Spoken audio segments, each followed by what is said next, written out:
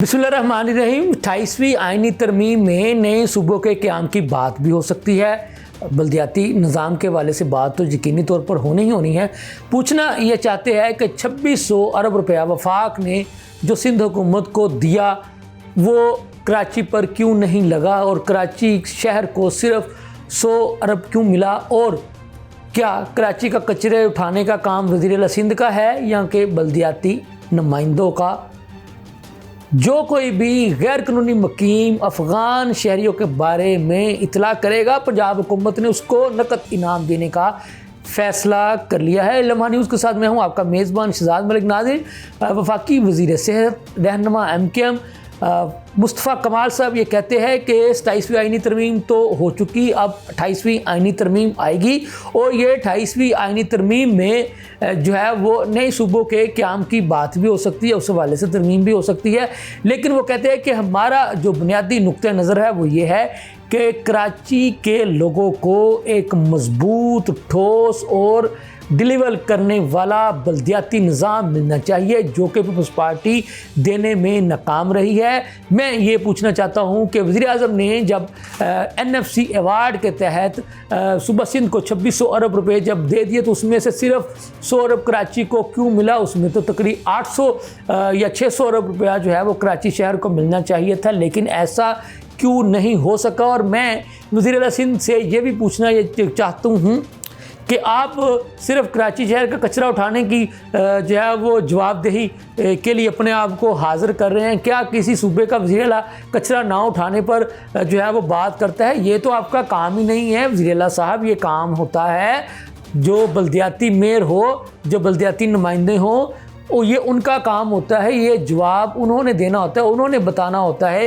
कि उसका क्या बना। लेकिन आपका जो काम है वो आप करने ही नहीं, और जिसका ये काम है वो भी नहीं कर रहा। तो इसीलिए हम 28वीं आइनी तरमीम जो है वो लेकर के आना चाहते हैं। और 28वीं आइनी तरमीम हमारा लाने का मकसद सिर्फ और सिर्फ एक ही है, जो बड़ा मकसद है कि कराची के शहरियों को मजबूत और एक बेहतरीन किस्म का बल्दियाती निज़ाम दिया जाए, जिससे उस ऐसा निज़ाम हो कि जिससे कराची के शहरियों के मसाइल को हल करने में मदद मिल सके, जैसा कि MKM के दौर में होता चलाया है। जब MKM का मेयर था तो कराची शहर को जो पजीराई मिली, बल्कि दुनिया भर के तरक्की याफ्ता मेट्रोपॉलिटन के शहरों में कराची का नाम भी जो है वो जोड़ा जाता था। लेकिन आज बदकिस्मती से कराची शहर को कचरा कुंडी में तब्दील कर दिया गया है।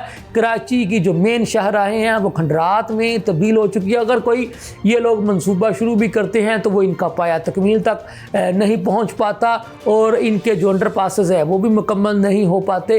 तो ये था नाज़रीन एक इशू। दूसरा इशू ये है कि गैर कानूनी मुकीम अफ़गानियों के बारे में इतला देने के लिए पंजाब हुकूमत ने एक नकद इनाम जो है वो मुकर्रर कर दिया है, और कहा है कि जो कोई भी गैर कानूनी मुकीम अफ़गानियों के बारे में पंजाब हुकूमत को इतला देगा तो उसको नकद इनाम दिया जाएगा।